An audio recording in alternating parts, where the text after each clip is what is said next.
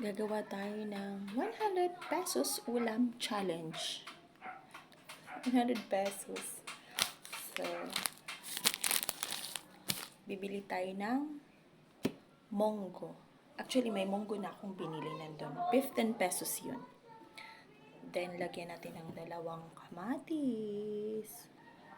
Which is 5 pesos dalawa. Then, kasi 100 pesos lang, yung isasahog natin is charan! Ito. Dilis. See? Then, magic sarap. Siyempre, hindi kumpleto kung hindi natin lagyan ng sibuyas. Binili ko din to. 4 na piso. So, wala kasing gulay tayo. Lalagyan na lang natin ng patatas. 1 piraso. 16 pesos yun. So, ginayat-gayat ko na siya. Ito. Pangsahog. Diba? So, yung 100 pesos ko, may sukli pa siya. Kasi, 46 lang yung nagastos ko.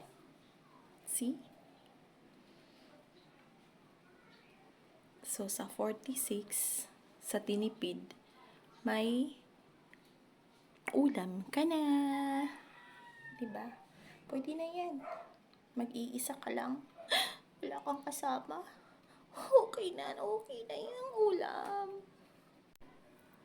See, may sobra pa yung ating 100 pesos ulam challenge na 54 kasi 46 lang yung munggo, kamatis, sibuyas, magic sarap, patatas. Yun. May 54 pa na sobra. So, para naman mapagbigyan yung buong 100, bumili po ako ng charan! Daing na galunggong. 50 pesos to. See? Sulit na. So, 96 na siya. Umaabot na tayo ng ating 100 pesos challenge. May dalawa ng ulam natin. May galunggong na ano ba to? Daing. At saka may munggo na tayong ulam. So, sa 100 pesos mo, dalawa na yung ulam mong pagpipilian. San ka pa ba? Diba? Ito na. Oh my God.